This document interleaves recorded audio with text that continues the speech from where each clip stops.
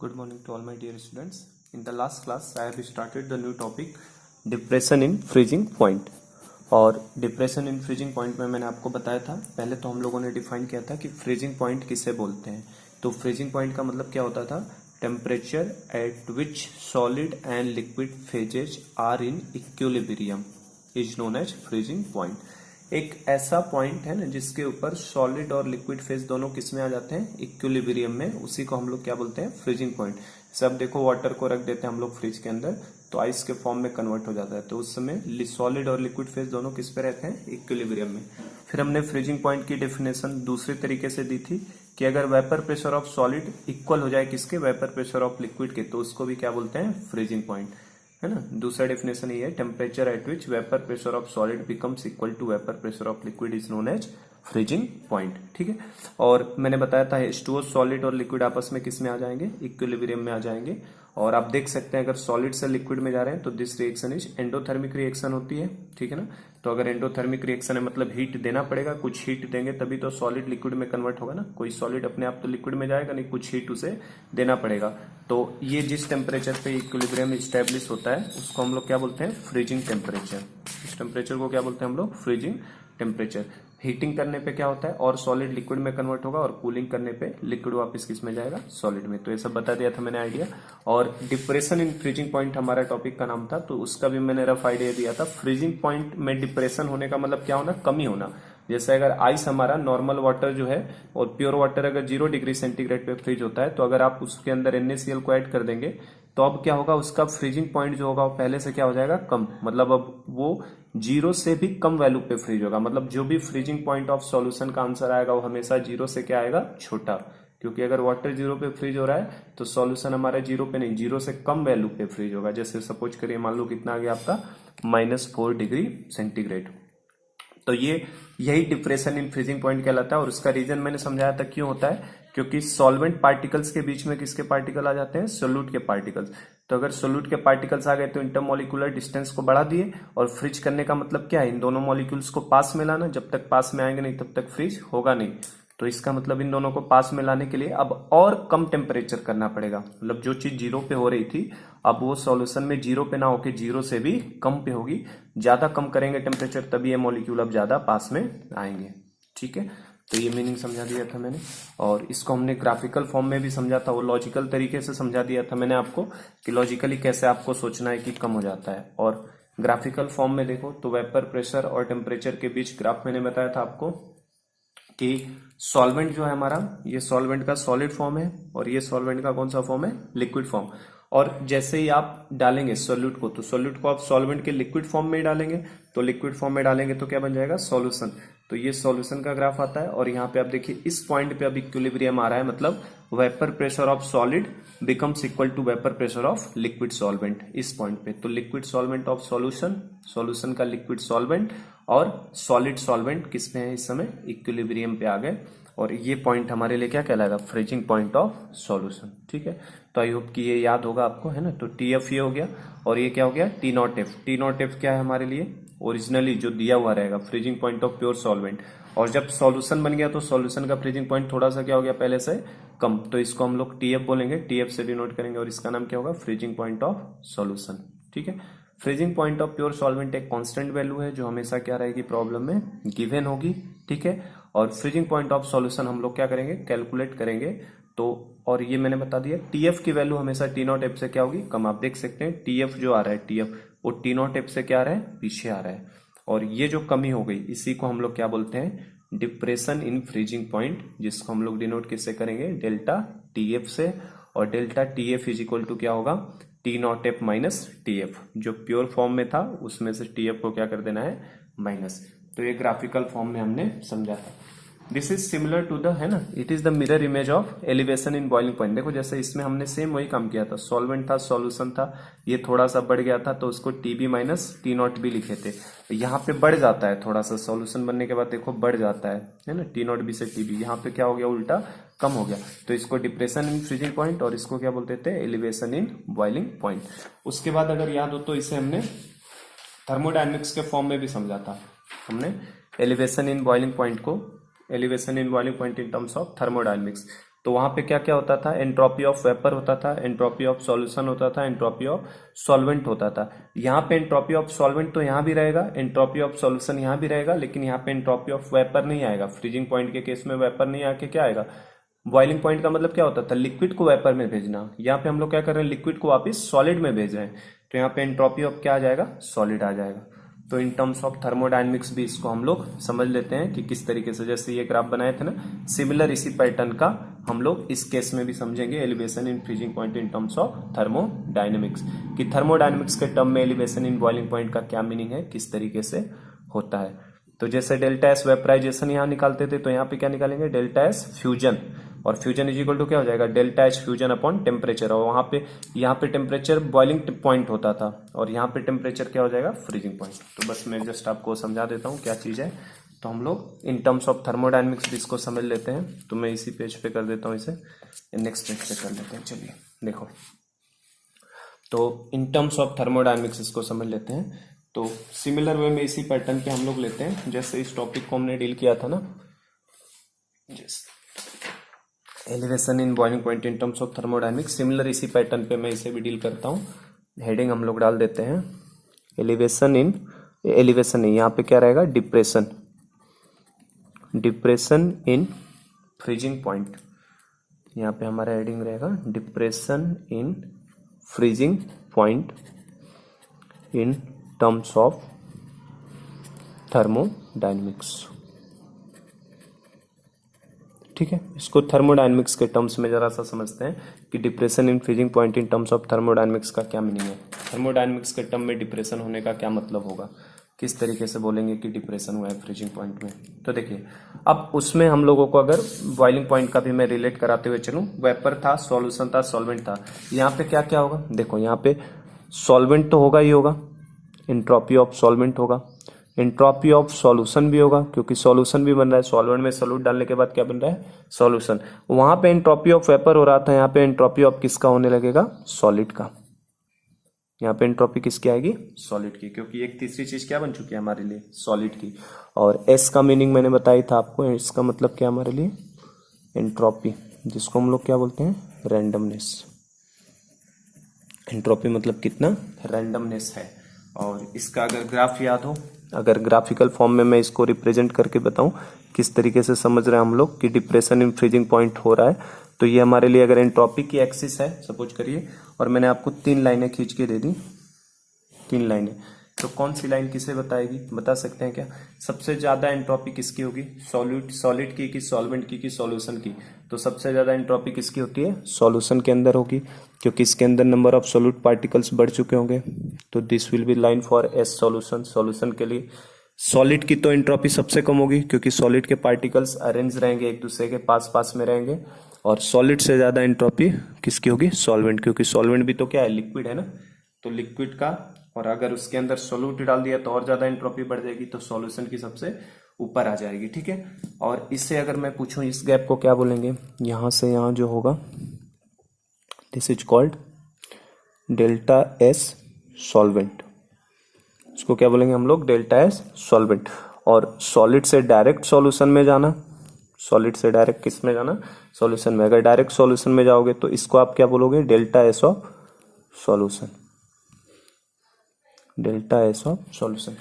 ये सिमिलर इसी के हैं जैसा हमने बॉइलिंग पॉइंट में पढ़ा था, सेम उसी पैटर्न में समझा रहा हूँ। जैसे ये मीनिंग होता था एंट्रोपी चेंज का, सेम वही चीज यहाँ पे भी मैं बता रहा हूँ, बस कोई ज्यादा फर्क नहीं है।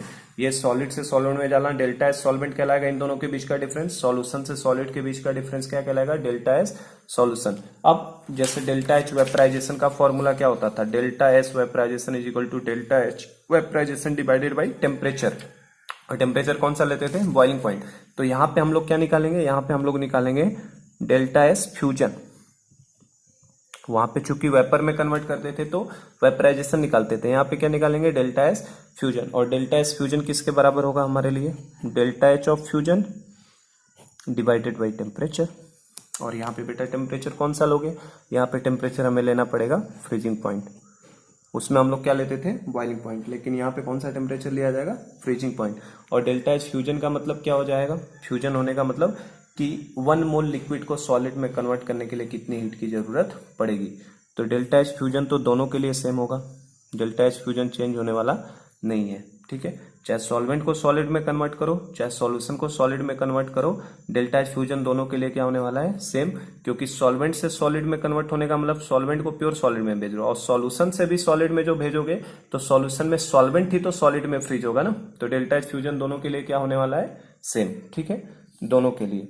क्यों ऐसा क्यों कह रहा हूं मैं, क्योंकि delta H fusion is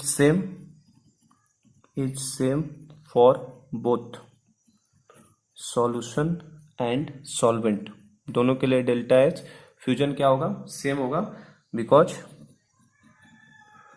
because from solution only solvent will freeze, solvent ही तो फ्रीज होने वाला है ना, उसी को फ्रीज करोगे आप, तो डेल्टा एच फ्यूजन दोनों केस में क्या होने वाला है, सेम होने वाला है अपने लिए। तो अगर मैं अब यहां से पूछूं आपसे कि डेल्टा एस सॉल्यूशन बताइए किसके बराबर होगा, तो डेल्टा एस सॉल्यूशन किसके बराबर होगा, डेल्टा एच फ्यूजन, ठीक है, डिवाइडेड बाई कौन सा टेम्परेचर लोगे, डेल्टा एस सॉल्यूशन निकालना है तो डेल्टा एस सॉल्यूशन के लिए आपको कौन सा टेम्परेचर लोगे, आप सॉलिड सॉल्यूशन से सॉलिड में जाना चाहते हैं तो नीचे कौन सा टेम्परेचर लोगे, सॉल्यूशन का टेम्परेचर, उसको हम लोग किससे रिप्रेजेंट कर रहे हैं, टीएफ से, फ्रीजिंग पॉइंट, ठीक है। और अगर मैंने ये पूछ लिया आपसे डेल्टा एस सॉल्वेंट का बताओ कितना होगा, ये वाला डेल्टा एस, तो उसके लिए भी डेल्टा एस फ्यूजन तो सेम ही रहने वाला है, ठीक है। और नीचे आप यहाँ पे टीएफ लेते हैं, यहाँ पे आप सॉल्वेंट को फ्रीज कराना है तो सॉल्वेंट से सॉलिड में जाना है तो ये कितने टेम्परेचर पे, ये देखो ये टी नॉट टेप पे फ्रीज होगा ना, और सॉल्यूशन को डायरेक्ट सॉलिड में भेजोगे तो उसको किससे रिप्रेजेंट करें हम लोग, टीएफ से, तो यहाँ पे नीचे क्या ले लोगे, टी नॉट एफ। अब इन दोनों को कंपेयर करो, इन दोनों को आप कंपेयर करोगे तो क्या दिख रहा है, डेल्टा एस सॉल्यूशन की वैल्यू सॉल्वेंट से क्या है, ज्यादा, तो delta S solution is greater than delta S of solvent, solution की सॉल्वेंट से क्या एंट्रोपी ज्यादा, तो और डेल्टा एच फ्यूजन तो दोनों के लिए सेम है, since delta H fusion is same, ये वैल्यू क्या है, दोनों के लिए सेम है।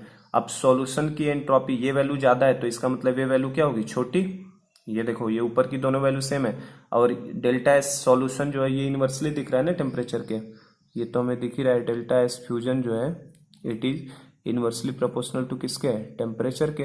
तो अगर सॉल्यूशन की एंट्रोपी ज्यादा है तो इसका मतलब उसका टेम्परेचर क्या होगा, कम, मतलब T F will be less than किससे होगा, टी नॉट एफ से, T F will be less than T not F.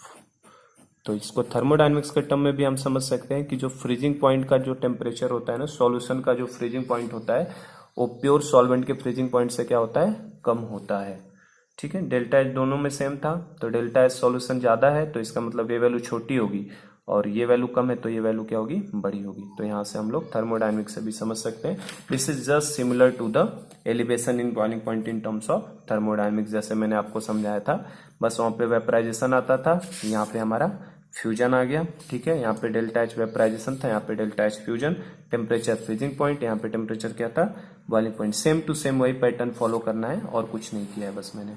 तो ये हम थर्मोडायनेमिक्स के टर्म्स में भी इसे हम लोग समझ चुके हैं, ठीक है। चलो तो नेक्स्ट पार्ट पे मैं अब जो फॉर्मूला इसका आता है ना हमारे लिए, ये जो फॉर्मूला निकाले थे कि delta T be directly proportional molality के होता है, तो यहाँ पे delta T F directly proportional किसके हो जाएगा, मोलालिटी के। तो बस डेल्टा टी बी बराबर आई के बी इंटू एम आता था, तो इसमें आएगा delta T F is equal to i K F into M. तो नेक्स्ट पार्ट में लेता हूँ।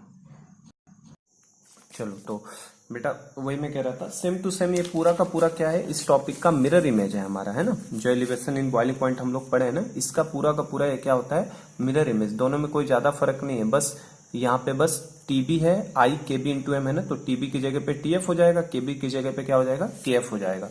तो नेक्स्ट पार्ट में मैं वही चीज लिख रहा हूँ, है ना, कि हमारा जो डेल्टा टीएफ होगा, हर कोलिगेटिव प्रॉपर्टी जो होता है, all colligative properties are directly proportional to molality. तो जो डेल्टा टीएफ होता है depression in freezing point, it is also proportional to किसके, मोलालिटी के। ये भी डायरेक्टली प्रोपोर्शनल किसके हो जाएगा, मोलालिटी के। और अगर ये मोलालिटी के प्रोपोर्शनल है तो delta TF is equal to क्या आ जाएगा, I into K F into M, ठीक है ना। आई हमने क्या ले लिया, क्वांटा फैक्टर को हमने अंडर ले लिया इसके, कि क्वांटम फैक्टर अगर नहीं है 1 हो जाएगा तो ठीक है, और नहीं रहेगा जो भी वैल्यू रहेगी उसके हिसाब से हम लोग निकाल लेंगे। और प्रोपोर्शनलिटी को हटाया तो एक कांस्टेंट भी आया होगा, और वो कांस्टेंट कौन सा है, के एफ। कांस्टेंट कौन सा है, के एफ। जैसे है ना, समझ रहे हैं ना, since all colligative proportional to molality elevation in boiling point will be proportional to molality, तो डेल्टा टी भी डायरेक्टली प्रोपोर्शनल टू मोलालिटी लिखा था, तो यहाँ पे delta T F depression in freezing point भी डायरेक्टली प्रोपोर्शनल मोलालिटी के, तो डेल्टा टी एफ बराबर I into K F into M. Proportionality हटा के क्या डाल दिया, के एफ। तो यहाँ पे जैसे के बी इंटू एम किया था, और मोलालिटी को हम लोग लिखते थे मोल्स अपॉन मास लिखते थे ना, मास ऑफ सॉल्वेंट, तो मोल्स को मैंने बताया था क्वांटम फैक्टर को कंसीडर करोगे तो आई आ जाता है, तो delta T B is equal to I into K B into M, तो यहाँ पे delta T F is equal to क्या आ जाएगा, I into K F into M. Just इसका मिरर इमेज है, यहाँ पे डेल्टा टी बी होता है, यहाँ पे डेल्टा टी एफ हो जाता है, दोनों में कोई फर्क नहीं है, बस आप देख सकते हैं सेम टू सेम फॉर्मूला आता है, delta T F is equal to I into K B into M. तो यहाँ पे क्या क्या मीनिंग है, डेल्टा टी एफ का मतलब क्या है हमारे लिए, depression in freezing point, depression in freezing point, ये डेल्टा टी एफ का मतलब है। एम का मतलब तो क्या हमारे लिए, मोलालिटी है, मोलालिटी ऑफ सॉल्यूशन, कि सॉल्यूशन की कितनी मोलालिटी होगी, ठीक है। और आई का मतलब क्या है, आई का मतलब क्या है हमारे लिए, क्वांटम फैक्टर, आई मतलब क्या है हमारे लिए, क्वांटम फैक्टर है, ये आई जो है क्वांटम फैक्टर है अपने पास। और क्या चीज बच गई है, के बी बच गया ना, तो अब के बी के बारे में हम लोग पढ़ेंगे कि के बी क्या है, के बी कह रहा हूँ, के एफ बच गया ना, तो के एफ को क्या बोलते हैं हम लोग, जैसे यहाँ पे के एफ क्या होता था, के बी, यहाँ पे delta T B is equal to i K B into M आता था, तो के बी को क्या लिखते थे, मोलल एलिवेशन कांस्टेंट या इवोल्यूस्कोपिक कांस्टेंट। यहाँ पे इसको क्या बोला जाता है, मोलल डिप्रेशन कांस्टेंट या क्रायोस्कोपिक कांस्टेंट, ठीक है ना। जस्ट इसके सिमिलर इमेज है, कुछ डिफरेंस नहीं है। फिर जैसे इसमें केबी के बारे में पढ़ा था, यहाँ पे किसके बारे में पढ़ेंगे, केएफ के बारे में। तो आप पिछले वाले टॉपिक को अगर एलिवेशन इन बॉइलिंग पॉइंट ढंग से समझे तो इसको समझने में कोई दिक्कत होने वाली नहीं है। तो यहाँ पे मैं वही लिख रहा हूँ, वेयर केएफ, केएफ को क्या बोलेंगे, where KF is a constant, KF is a constant, KF एक क्या है, कांस्टेंट है, KF is a constant for solvent, क्योंकि फ्रिज कौन सी चीज होगी, सॉल्वेंट ही होगी ना, तो KF is a constant for solvent known as, इसको क्या बोलते हैं हम लोग, molal depression constant, known as molal depression constant और क्रायोस्कोपिक कांस्टेंट, या इसको हम लोग क्रायो, CRYO, क्रायोस्कोपिक कांस्टेंट भी बुलाते हैं इसे, ठीक है। तो ध्यान रखना बेटा, इसको क्रायोस्कोपिक कांस्टेंट भी बुलाया जाता है। केएफ क्या है, कांस्टेंट है, किसके लिए, सॉल्वेंट के लिए, और इसको बोला क्या जाता है, मोलल डिप्रेशन कांस्टेंट, या इसी को हम लोग क्या बोलते हैं, क्रायोस्कोपिक कांस्टेंट भी बोला जाता है। तो सब आप लिंक करते हुए चलेंगे बेटा, तो सब आएगा समझ में कि क्या चीज हो रही है, कैसे हो रही है, ठीक है। केबी को क्या बोलते थे, मोलल एलिवेशन कांस्टेंट और इवोल्यूस्कोपिक कांस्टेंट, और केएफ को हम लोग क्या बोलते हैं, मोलल डिप्रेशन कांस्टेंट या क्रायोस्कोपिक कांस्टेंट। और उसके बाद हमने केबी का क्या क्या पढ़ा था कि केबी की डेफिनेशन क्या है, उसकी यूनिट क्या है और उसकी वैल्यू क्या है। तो यहाँ पे केबी पढ़ा था, और यहाँ पे क्या बस देखेंगे, केएफ की देखेंगे कि केएफ की डेफिनेशन क्या है, केएफ की यूनिट क्या है, केएफ की वैल्यू क्या है। तो सब चीजें सेम है, कुछ डिफरेंस होने वाला नहीं है, यूनिट तो दोनों का सेम ही आने वाला है, ठीक है। डेफिनेशन में यहाँ पे क्या बोलते थे, elevation in boiling point for 1 molar solution, तो यहाँ पे क्या बोल देंगे, केएफ, केएफ के बारे में क्या बोल देंगे, केएफ क्या हो जाएगा, मोलालिटी अगर 1 लोगे तो इसे बोलेंगे हम लोग depression in freezing point for 1 molar solution, है ना, depression in freezing point for 1 molar solution. Unit same आएगा। वैल्यू की बात करूं अगर, तो केबी का फॉर्मूला क्या था, R into T not B का square into molar mass of solvent divided by 1000 into delta H vaporization. यहाँ पे क्या आ जाएगा, K F is equal to R T not B क्या था हमारे लिए, boiling point of pure solvent, तो यहाँ पे टी नॉट बी की जगह पे क्या आ जाएगा, टी नॉट एफ, मतलब freezing point of pure solvent. Delta H vaporization यहाँ पे आता था, यहाँ पे क्या आ जाएगा, डेल्टा एच फ्यूजन। बस सब कुछ सेम है, कोई डिफरेंस दोनों के अंदर नहीं है। अगर ये चीज हमने ढंग से पढ़ ली है तो इसमें हमें कहीं भी कोई दिक्कत होने वाली नहीं है, ठीक है। तो चलो, तो अब बस मैं केबी के बारे में सारी बात कर लेता हूँ फटाफट, क्योंकि पिछले से लिंक है, तो आपको ये चीजें फटाफट समझ में आ जानी चाहिए कि क्या क्या मैं कहना चाहता हूँ, ठीक है। तो अगर हम बात करें इसको डेफिनेशन की, डेफिनेशन मतलब हम लोग बात अब किसके बारे में कर रहे हैं, केएफ के बारे में, कि केएफ है क्या, किस तरीके से केएफ के बारे में बात करें। तो केएफ की डेफिनेशन की बात करो, सबसे पहले डिफाइन करें केएफ क्या है। तो कैसे डिफाइन करूंगा, आई की जगह पे 1 रख दूं, अगर मैं आई की वैल्यू 1 रख दूं, ठीक है, और मोलालिटी की वैल्यू भी कितनी ले लेता हूँ 1। तो अगर आई 1 ले लिया, मोलालिटी m ले लिया, तो डेल्टा टी एफ किसके बराबर आ जाएगा, के एफ के बराबर आ जाएगा।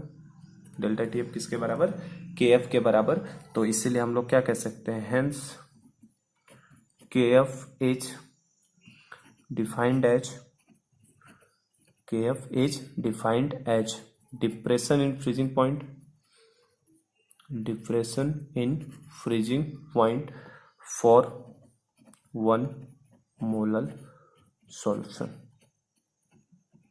तो केएफ को कैसे डिफाइन करेंगे, KF is defined as depression in freezing point, depression in freezing point for 1 molar solution. 1 molar solution को, 1 मोलर सॉल्यूशन में जो भी डिप्रेशन इन फ्रीजिंग पॉइंट होता है डेल्टा टीएफ, उसी को क्या बोलते हैं हम लोग, केएफ बोलते हैं। मोलालिटी 1 ले लिया तो depression in freezing point for 1 molar solution. तो सबसे पहली बात हो गई इसकी डेफिनेशन की। सेकेंड बात करें हम लोग तो क्या देखेंगे, इसकी यूनिट देखते हैं कि यूनिट क्या होगा इसका। तो यूनिट तो बेटा सेम ही होने वाला है, यूनिट में कोई दिक्कत नहीं है। क्या फॉर्मूला है अपने पास, फॉर्मूला तो ये है, delta T F is equal to I into K F into M. चूंकि आई तो यूनिट लेस है, मोलालिटी की यूनिट क्या होती है, मोलालिटी की यूनिट होती है हमारे पास, मोलालिटी की यूनिट क्या होती है हमारे पास, मोल पर केजी ना, मोल अपॉन केजी, तो मोल पर केजी। और डेल्टा टी एफ की यूनिट क्या होती है, या तो डिग्री सेंटीग्रेड होगा, ठीक है, डिग्री सेंटीग्रेड या केल्विन, इन दोनों में से कुछ भी हो सकता है। तो केएफ का यूनिट क्या हो जाएगा, केएफ की यूनिट हो जाएगा डिग्री सेंटीग्रेड, और इनको डिवाइड करोगे तो इसका यूनिट क्या निकल के आएगा, तो यूनिट ऑफ केएफ सेम आएगा जैसे केबी का यूनिट आ रहा था ना। तो यूनिट ऑफ केएफ क्या आ जाएगा हमारे लिए, अगर मान लो इसको केल्विन में ले लिया तो केल्विन, और मोल पर केजी डिवाइड होगा तो केजी ऊपर चला जाएगा ना, तो केल्विन केजी पर मोल। तो इसकी यूनिट क्या हो जाएगी, केल्विन केजी पर मोल। या अगर डिग्री सेंटीग्रेड में किसी ने ले लिया तो क्या आएगा, डिग्री सेंटीग्रेड में ले लोगे तो डिग्री सेंटीग्रेड केजी पर मोल।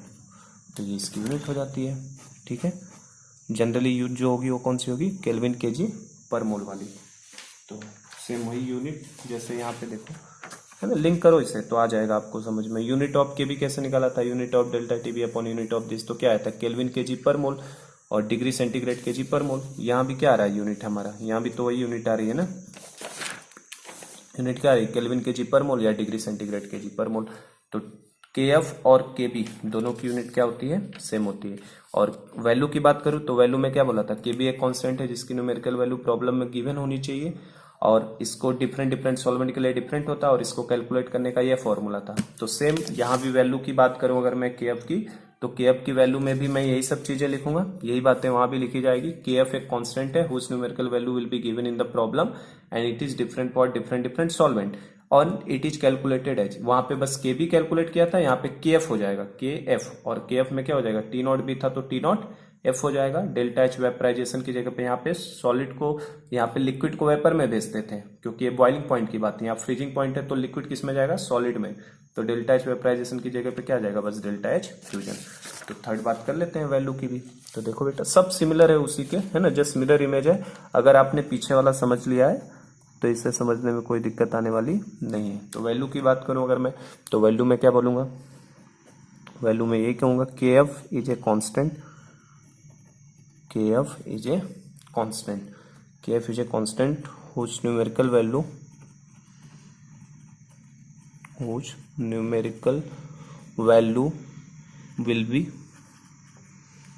will be given in problem, जिसकी न्यूमेरिकल वैल्यू प्रॉब्लम में क्या रहती है, given, which numerical value will given in problem, which numerical value will given in problem, it is different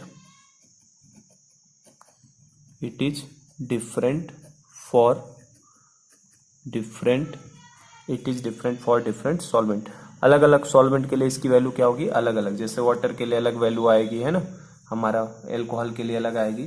तो it is different for different solvent and it is calculated as, and it is calculated as, it is calculated as. किस तरीके से इसको calculate करेंगे, तो same वही formula है जैसे उसमें फॉर्मूला था ना, सेम टू सेम वही फॉर्मूला इसमें भी है।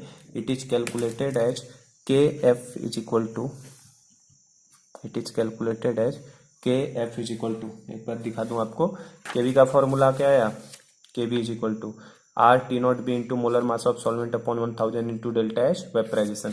तो यहाँ पे क्या आ जाएगा, K B is K F is equal to R into, वहाँ टी नॉट भी था तो यहाँ पे क्या हो जाएगा टी नॉट एफ, मतलब freezing point of solution, freezing point of pure solvent का स्क्वायर इंटू क्या, molar mass of solvent divided by कितना 1000 इंटू, वहाँ पे डेल्टा एच वेपराइजेशन था, यहाँ पे डेल्टा एच क्या आ जाएगा फ्यूजन। तो ये हमारा फॉर्मूला बन जाता है। ठीक है बेटा, तो just similar to elevation in boiling point है ये, तो इसमें कुछ ज़्यादा करना नहीं है, सेम टू सेम उसी का मिरर इमेज होता है, बस थोड़ा थोड़ी चीज़ें क्या है चेंज करनी है हमें। तो ये के एफ का हमारे लिए फॉर्मूला बन गया, R into T not F का square into molar mass of solvent divided by 1000 into delta H of fusion. R का मतलब क्या है, universal gas constant. T not F का मतलब क्या है, freezing point of pure solvent. M solvent मतलब क्या है, मोलर मास ऑफ सॉल्वेंट। 1000 तो कांस्टेंट है। डेल्टा एच फ्यूजन का मतलब क्या है, हीट ऑफ फ्यूजन, है ना। तो सेम टू सेम यही है, इसमें कुछ चेंजेस नहीं है। तो मैं इसमें और कुछ नहीं अब करने जा रहा हूँ। जैसे इसमें आर का निकाला था, universal gas constant, delta T B boiling point बनता था, मोलर मास ऑफ सॉल्वेंट बन रहा था, सेम वही यहाँ भी बातें हैं। ठीक है, और फिर मैंने आपको ये सब बताया था, है ना। देखो एक बार ये बताया था आपको कि डेल्टा एच वेपराइजेशन क्या बनता था, मोलर हीट ऑफ वेपराइजेशन। तो यहाँ पे चूंकि डेल्टा एच क्या है फ्यूजन, तो ये हो जाएगा मोलर हीट ऑफ, ये वेपराइजेशन होता था तो ये मोलर हीट ऑफ क्या हो जाएगा फ्यूजन। और फ्यूजन का मतलब क्या होता है, heat required to vaporize heat required to fuse 1 mole of solvent, 1 mole solvent को फ्रिज करने के लिए जो लगेगा। और एल वेपराइजेशन होता था, है ना, उसी तरीके से। और डिपेंड करता था आर की वैल्यू जूल है कि कैलोरी है। तो सेम यहाँ भी सब चीजें वही हैं, कुछ डिफरेंस दोनों में नहीं है। यहाँ पे मैंने आपको कैलकुलेट करवाया था कि के बी ऑफ वाटर कैलकुलेट करिए। अगर लेटेंट हीट ऑफ वेपराइजेशन दिया था तो के बी ऑफ वाटर हमने कैलकुलेट कर लिया था ना। आर की वैल्यू फिक्स है ना, आर की वैल्यू डिपेंड करेगी जूल में ले रहे हैं कि कैलोरी में, डेल्टा एच की वैल्यू को। तो यहाँ डेल्टा एच आप जूल में लोगे कि कैलोरी में, उस पर आर की वैल्यू डिपेंड करेगी। और ये जैसे आया था हमारे पास कितना, टी नॉट भी तो फिक्स है वाटर का, कितना 100 डिग्री सेंटीग्रेड, ये 373 केल्विन। तो यहाँ पे टी नॉट एफ भी वाटर का फिक्स है, मैंने बता दिया था। फ्रीजिंग पॉइंट ऑफ वाटर देखो कितना बताया था, 0 डिग्री सेंटीग्रेड, तो ये भी फिक्स है। तो टी नॉट एफ आप कितना ले लोगे, अगर वाटर के लिए मैं कैलकुलेट करवाऊं, कैलकुलेट के एफ ऑफ वाटर, मान लो इस पे बोल रहा हूँ, वाटर का के एफ कैलकुलेट करिए। और latent heat of vaporization of water, यहाँ पे लेटेंट हीट ऑफ वेपराइजेशन था तो यहाँ पे क्या आ जाएगा, लेटेंट हीट ऑफ फ्यूजन। तो वाटर का कितना होता है 80 कैलोरी। तो आप यहाँ पे अगर 80 कैलोरी के हिसाब से ले लो, यहाँ पे 80 डाल दो, ठीक है। टी नॉट एफ की जगह पे कितना डाल दो 273, मोलर मास ऑफ सॉल्वेंट की जगह पे कितना डाल दो 18।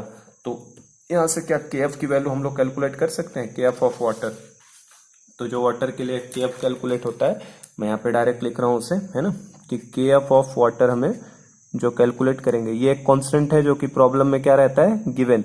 पर वाटर के लिए मैं बता देता हूँ, वाटर का ध्यान ही रखना, क्योंकि कोई सॉल्वेंट नहीं दिया है तो हमेशा कौन सी चीज होगी, वाटर। तो के एफ ऑफ वाटर जो होता है 1.86 केल्विन केजी पर मोल होता है। तो एक के एफ की वैल्यू याद रखिएगा, किसके लिए, वाटर के लिए।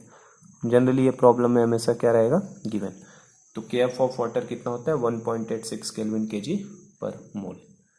ठीक है, तो मैंने कॉन्सेप्ट तो पूरा बता दिया इसका, है ना, डिप्रेशन इन फ्रीजिंग पॉइंट का कॉन्सेप्ट पूरा समझा दिया है। क्या करना है आपको, सेम टू सेम यही फॉर्मूला है जो हमारा इसमें फॉर्मूला आता है, सेम सारी चीजें वही हैं, सेम टू सेम, है ना। और के बी ऑफ वाटर जैसे यहाँ कैलकुलेट किया था, के एफ ऑफ वाटर पूछ ले तो 1.86 केल्विन केजी पर मोल निकल के आएगा। टी नॉट एफ की वैल्यू वाटर के लिए कितनी होती है, वाटर का टी नॉट एफ कितना होता है, टी नॉट एफ वाटर मतलब what will be the freezing point of water, कितना होता है 0 डिग्री सेंटीग्रेड, या इसको कितना लिख सकते हैं 273 केल्विन। समझे क्या बात को। तो ये फ्रीजिंग पॉइंट ऑफ वाटर दिया है, मोलर मास ऑफ सॉल्वेंट पता ही है, डेल्टा एच फ्यूजन जो वाटर की बात करोगे तो कितना आ जाता है, मैंने सब डेटा लिखवा के दे दिया था आपको अगर ध्यान है तो, कि मेल्टिंग पॉइंट कितना लेना है 0, बॉइलिंग पॉइंट कितना होता है 100 degree centigrade, latent heat of vaporization 540, latent heat of fusion 80 calorie. ठीक है, तो ये कॉन्सेप्ट अपना डिप्रेशन इन फ्रीजिंग पॉइंट का पूरा हो गया। अब इसके ऊपर हम लोग न्यूमेरिकल देखते हैं किस तरीके से लगाए जाएंगे। ठीक है, तो नेक्स्ट पार्ट में लेता हूँ। चलो तो बेटा इतना तो समझ में आ गया है, पूरा का पूरा क्या है, इसका मिरर इमेज है, हर चीजें सेम टू सेम वही निकल के आई हैं, क्या क्या सब सेम है। जैसे डेल्टा टी एफ की बात करो तो डेल्टा टी एफ कैसे निकलेगा, T not F minus T F से, ठीक है। और अगर हमसे डेल्टा टी एफ का दूसरा फॉर्मूला पूछ ले तो क्या निकल के आया अपने पास, आई into K F into M, molality वाला, ठीक है। और अगर के एफ कभी किसी क्वेश्चन में कह दिया तो के एफ का फॉर्मूला क्या है, R into T not F का square into molar mass of solvent divided by 1000 into delta H of vaporization. तो पूरा का पूरा just it is the mirror image of elevation in boiling point. तो अगर एलिवेशन इन बॉइलिंग पॉइंट की बात करूं तो हमने एलिवेशन इन बॉइलिंग पॉइंट के जो भी न्यूमेरिकल्स आएंगे इन तीन फॉर्मूले से चलाया था, डेल्टा टी बी बराबर T B minus T not B, delta T B is equal to I into K B into M, और के बी का यह फॉर्मूला। तो यहाँ भी यही तीन फॉर्मूले हैं सेम, बस यहाँ पे डेल्टा टी एफ हो जाएगा, तो यहाँ T B minus T not भी था, यहाँ पे क्या हो जाएगा T not F minus T F हो जाता है ना, क्योंकि डिप्रेशन हो रहा है। और डेल्टा टी एफ बराबर I into K F into M, और के एफ का फॉर्मूला यहाँ टी नॉट बी की जगह पे टी नॉट एफ आ जाएगा, यहाँ वेपराइजेशन की जगह पे बस क्या आ जाएगा, फ्यूजन। तो इन तीनों फॉर्मूलों को मैं लिख देता हूँ यहाँ पे, और हम लोग इसके ऊपर अब न्यूमेरिकल लगाना शुरू करते हैं, ठीक है। तो इससे छोटे छोटे से टॉपिक्स हैं बिल्कुल। तो कौन कौन से तीन फॉर्मूले हमें सीखे हमने, एक तो हमने सीखा डेल्टा टी एफ। तो डेल्टा टी एफ किसके बराबर होता है, डेल्टा टी एफ का मतलब क्या है, डिप्रेशन इन फ्रीजिंग पॉइंट। तो delta T F depression in freezing point का होने का मतलब क्या है, फ्रीजिंग पॉइंट में थोड़ी सी क्या हो चुकी है, कमी हो चुकी है। तो डेल्टा टी एफ जो आएगा it will be equal to T not F, मतलब प्योर कितना था, और माइनस टी एफ मतलब सॉल्यूशन का कितना है। तो ये पहला फॉर्मूला ये लगाना है, ठीक है।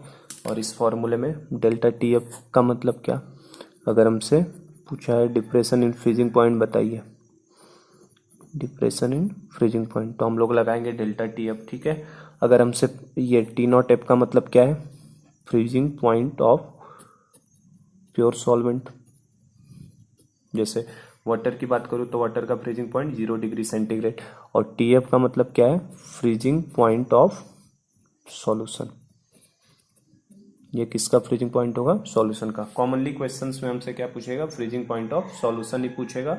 तो मुझे बताओ आंसर जो आएगा फ्रीजिंग पॉइंट ऑफ सॉल्यूशन है ना, वो क्या आएगा, 0 से छोटा आएगा कि बड़ा आएगा। वाटर की बात करूँ तो वाटर का मेन फ्रीजिंग पॉइंट तो 0 होता है, तो फ्रीजिंग पॉइंट ऑफ सॉल्यूशन 0 से क्या आएगा, थोड़ा सा छोटा आएगा, ठीक है। तो ये फ्रीजिंग पॉइंट ऑफ सॉल्यूशन क्योंकि डिप्रेशन हो गया है। दूसरा फॉर्मूला क्या लगाएंगे, delta T F is equal to I into K F into M, ठीक है। ये फॉर्मूला लगा सकते हैं हम लोग, delta T F is equal to I into K F into M. I तो वन टफ फैक्टर है, और आई को कैलकुलेट करने का फॉर्मूला मैंने बताई है। आई कैसे निकालोगे, i is equal to 1 plus n minus 1 into alpha, ठीक है। एन क्या है, कितने उसके आयंस में टूट सकता है वो एन बताता है, और अल्फा क्या है, डिग्री ऑफ डिसोसिएशन। अगर नहीं दिया हो तो अल्फा को 1 ले लोगे, तो 1 लेते ही आई किसके बराबर हो जाता है, डायरेक्ट एन के बराबर हो जाता है, ठीक है।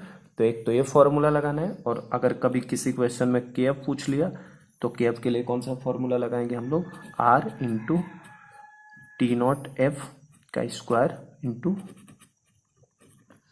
Molar mass of solvent divided by 1000 into delta H, vaporization होता था उसमें, इसमें क्या हो जाएगा, फ्यूजन हो जाएगा, ठीक है बेटा। तो केवल ये तीन फॉर्मूले हैं, जिसमें से मैंने बता दिया लास्ट वाले फॉर्मूले की 1% चांस है कि कहीं जरूरत पड़ेगी, नहीं तो सारे सवाल इन दोनों फॉर्मूलों के ऊपर लगेंगे। तो it is just similar to elevation in boiling point के तीन फॉर्मूले से सिमिलरिटी शो कर रहा है, आप देख सकते हैं ना, तीनों एक दूसरे के सिमिलर ही हैं, कोई ज़्यादा डिफरेंस नहीं है। बस अब क्वेश्चंस में जैसे इनमें प्रॉब्लम्स में क्या होता था, बॉइलिंग पॉइंट ऑफ सॉल्यूशन, अब इसमें क्या पूछेगा, फ्रीजिंग पॉइंट ऑफ सॉल्यूशन निकालिए which is obtain by dissolving 90 gram of glucose in 200 gram of water. तो सेम यही सवाल मैं करवा सकता हूँ, बस boiling point of solution word की जगह पे क्या लिख सकता हूँ, फ्रीजिंग पॉइंट ऑफ सॉल्यूशन। तो भी आपको काम तो यही करना है, डेल्टा टी एफ निकालना है, आई into K F into M. के एफ की वैल्यू बस क्या हो जाएगी, चेंज हो जाएगी वाटर के लिए। जैसे के बी वाटर का 0.52 था, और के एफ ऑफ वाटर कितना होता है 1.86, जो अभी मैंने बताया, तो बस चेंज हो जाएगा ना, तो ये वैल्यू बदल जाएगी, तो आंसर भी चेंज हो जाएगा। तो सेम टू सेम यही सारे प्रॉब्लम्स होते हैं, इवन मैं यही प्रॉब्लम करवा सकता हूँ आपको सेम टू सेम इसी तरीके से, ठीक है। तो चलो इसी प्रॉब्लम को हम लोग कर लेते हैं जो हमने लास्ट क्लास में किया था। ये जो प्रॉब्लम किया था ना, calculate boiling point of solution which is obtain by dissolving 90 gram of glucose in 200 gram of water. आज मैं इसी सवाल को करवा रहा हूँ, लेकिन इसमें calculate freezing point of solution which is obtain by dissolving 90 gram of glucose in 200 gram of water, ऐसे करवा देता हूँ बस इसे। ठीक है, तो देखो सेम वही क्वेश्चन करवा रहा हूँ जो लास्ट क्लास में हमने फ्रीजिंग बॉइलिंग पॉइंट के लिए किया था। तो calculate freezing point of solution which is obtained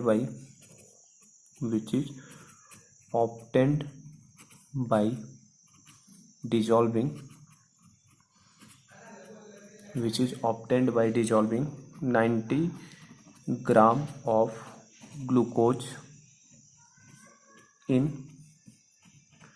200 gram of water. देखो बेटा कुछ अलग नहीं है, ये सेम क्वेश्चन करवाया मैंने। Calculate boiling point of solution which is obtain by dissolving 90 gram of glucose in 200 gram of water. आज मैंने बस इसी सवाल में, सेम इसी प्रॉब्लम में बॉइलिंग पॉइंट ऑफ सॉल्यूशन पूछा था, है ना। आज मैंने फ्रीजिंग पॉइंट ऑफ सॉल्यूशन पूछ लिया which is obtain by dissolving. तो सेम मैं कह रहा हूँ ना, जो क्वेश्चन हमने बॉइलिंग पॉइंट में किए हैं वो सारे क्वेश्चन हम लोग फ्रीजिंग पॉइंट के अंदर भी कर सकते हैं। बस यहाँ पे बस केवल क्या आ जाया करेगा, आपका फ्रीजिंग पॉइंट आ जाया करेगा। और क्वेश्चन में एक चीज तो हमेशा गिवन रहेगी, मैंने बता दिया के एफ की वैल्यू हमेशा क्या रहेगी, गिवन। तो हमें दिया है गिवन के एफ ऑफ वाटर, जो फ्रीजिंग पॉइंट ऑफ वाटर है उसकी वैल्यू हमें दी है 1.86 केल्विन केजी पर मोल।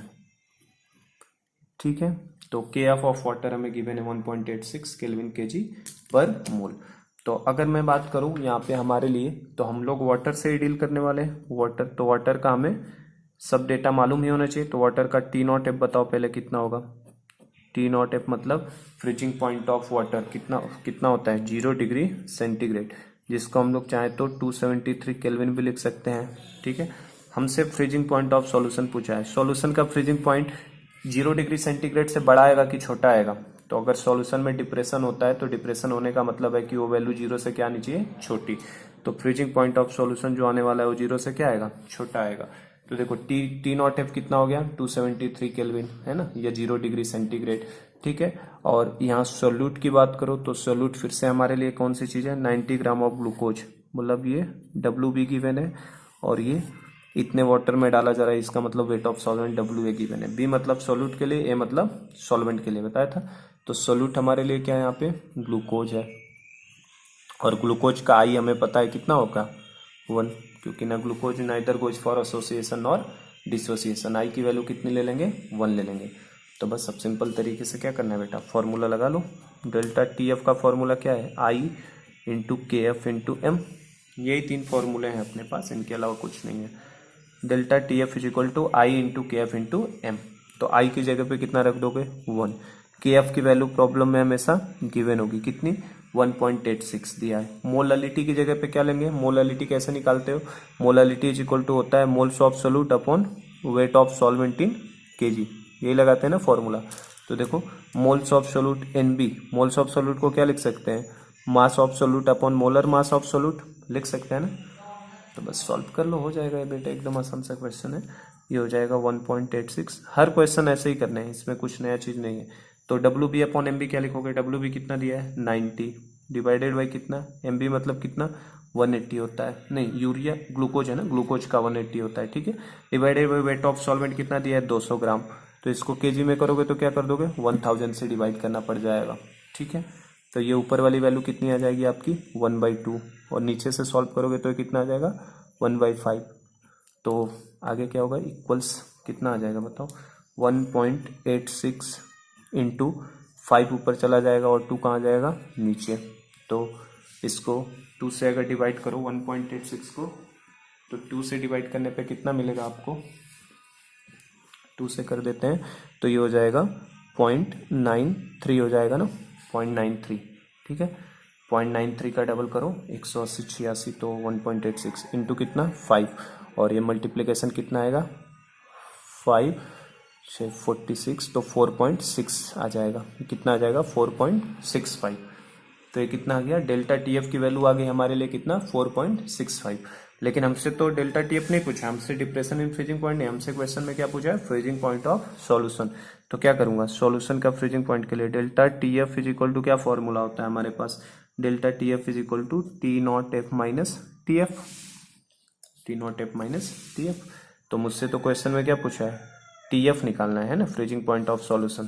तो क्या करना है बताओ, डेल्टा टीएफ की जगह पे रख दिया जाए 4.65 is equal to T not F की जगह पे। अब देखो आपको डिपेंड करता है आंसर आप किस में लेना चाहते हो, है ना। यस, पहले ये कर देता हूँ मेरे को, T F is equal to क्या लिख सकते हैं हम लोग, बोलो। टी एफ को इधर भेज दोगे तो क्या हो जाएगा, T not F minus delta T F. T F को इधर भेजोगे तो क्या हो जाएगा, T not F minus delta T F. अब आंसर जिसमें भी आप लेना चाहो, अगर है ना, टी नॉट एफ की वैल्यू कितनी ले लोगे, अगर मान लो हमने 0 लिया, डिग्री सेंटीग्रेड में आंसर चाहते हैं तो टी नॉट एफ 0 ले लेंगे, और माइनस ये माइनस 4.65 है, तो आंसर कितना आ जाएगा, माइनस 4.65 डिग्री सेंटीग्रेड। तो डिग्री सेंटीग्रेड में अगर आंसर पूछेगा तो कितना आता, माइनस 4.65 डिग्री सेंटीग्रेड। और अगर केल्विन में पूछेगा तो क्या करना पड़ेगा, तो देखो ये टी एफ हमने डिग्री सेंटीग्रेड में ले लिया, और केल्विन में अगर लेना होगा तो केल्विन में इसकी जगह कितना आ जाएगा, 273 केल्विन होता है, तो 273 माइनस ये कितना 4.65। देखो डेल्टा टी एफ जो आता है ना, ये डिग्री सेंटीग्रेड भी हो सकता है या केल्विन भी हो सकता है। क्यों, क्योंकि टेम्परेचर का डिफरेंस चाहे डिग्री सेंटीग्रेड में कोई पूछे या केल्विन में पूछे, दोनों में क्या रहना है, सेम ही रहना है। तो ये इतना डिग्री सेंटीग्रेड में आंसर निकालना है तो ये हो जाएगा, और केल्विन में अगर निकालना है तो इसको 273 में से क्या करना पड़ेगा, माइनस। तो 273 में से माइनस करो तो कितना आ जाएगा, 273 में से जाएगा, तो 273 में से 5 माइनस कर दो तो 268 हो जाएगा ना।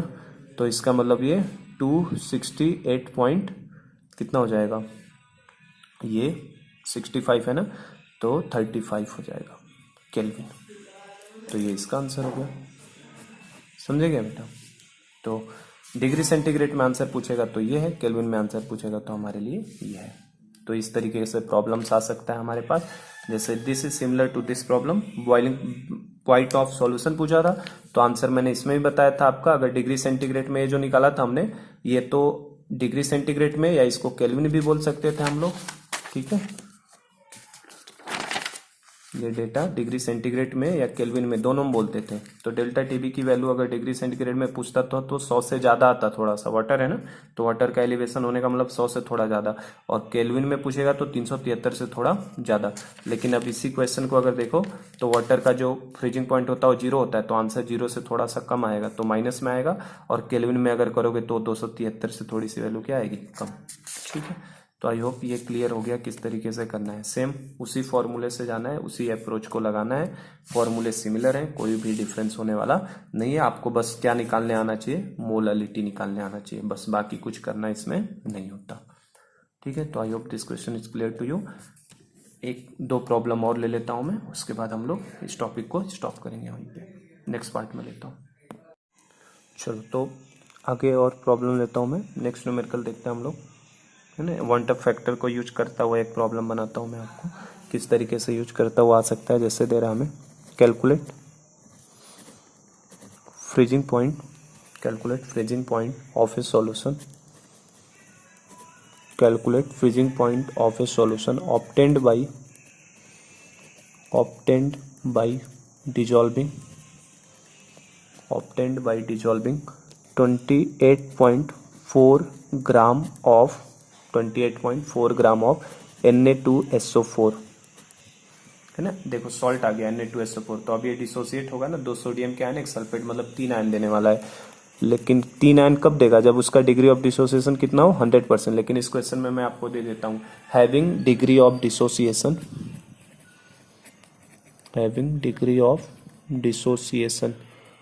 75% in 200 ग्राम ऑफ वाटर, ठीक है ना। तो कर सकते हैं आराम से बेटा। देखो क्या निकालना है, फ्रीजिंग पॉइंट ऑफ किसका निकालना है, सॉल्यूशन का, मतलब टीएफ निकालना हमें। Obtain by dissolving this gram of Na2SO4, मतलब this is the W B weight of solute हो गया अपने पास, वेट ऑफ सोल्यूट मालूम हो गया हमें, ठीक है।